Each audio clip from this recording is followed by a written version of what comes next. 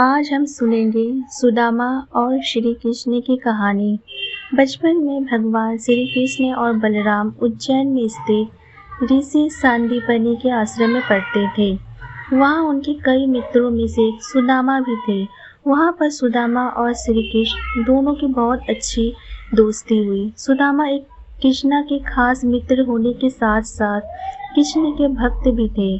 वो एक गरीब ब्राह्मण के पुत्र थे। सुदामा और कृष्ण भिक्षा मांगने के लिए आश्रम से नगर की ओर जाते और फिर आश्रम में आकर भिक्षा गुरु माँ के चरणों में रखने के बाद ही भोजन करते थे। लेकिन सुदामा को बहुत भूख लगती थी, तो वे चुपके से कई बार तो रास्ते में ही आधा भोजन खा लेते थे। एक बार की बात है, गुरु माँ ने सुदामा को एक पोटली में चने बांधकर देते हुए कहा, लो इसमें से आधे चने कृष्ण को भी दे देना और दोनों जाकर जंगल से लकड़ियाँ बीन लाओ। दोनों जंगल से लकड़ियाँ बीनने निकल जाते हैं। तभी अचानक वहाँ बारिश होने लगती है। तभी दोनों एक शेर को देखकर उससे भयभीत होकर पेड़ पर चढ़ जाते हैं।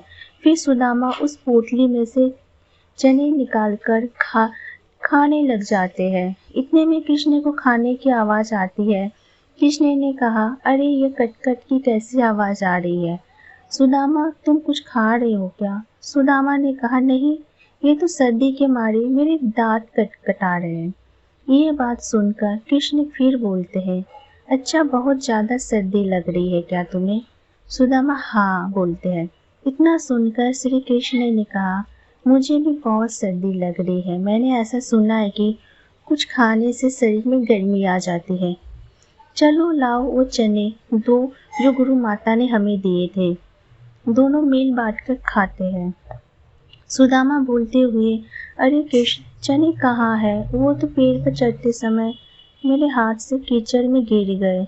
यह बहाना सुनकर कृष्ण सब समझ जाते हैं और कहते हैं, अच्छा, यह तो बहुत बुरा हुआ। ये कहते हुए नीचे की डाल पर बैठे भगवान श्री कृष्ण अपने चमत्कार से हाथों में चने ले जाते हैं और ऊपर चढ़कर सुदामा को देखकर कहते हैं, पेड़ पर फल तो नहीं है, लेकिन मेरे पास ये चने जरूर है।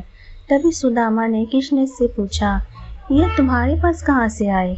फिर कृष्ण बोलते हैं कि वो मुझे भूख कम लगती है ना, पिछली बार गुरु माता ने जो चने दिए थे वो अभी तक मेरी अंटी में बंधे हुए थे। लो अब इसे जल्दी से खा लो। यह सुनकर सुदामा कहता है, नहीं नहीं, मैं इसे नहीं ले सकता। तब श्री कृष्ण पूछते हैं, क्यों नहीं ले सकते? सुदामा रोते हुए कहता है, क्योंकि मैं इसका और तुम्हारी मित्रता का भी अधिकारी नहीं हूँ। मैंने तुम्हें धोखा दिया है। कृष्ण, मैं कपटी हूँ, कृपया मुझे क्षमा कर दो। कृष्ण ने कहा, अरे सुदामा, ये तुम क्या कह रहे हो? जिसे अपना मित्र कहते हो उसी से क्षमा मांगकर मुझे लज्जित ना करो। मित्र इस तरह से दोनों में सुलह हो जाती है। और फिर एक बार श्री कृष्ण सुदामा को वचन देते हैं कि मित्र, जब भी खुद को संकट में पाना तो अपने इस मित्र को जरूर याद रखना। मैं तुम्हारी मदद जरूर करूँगा।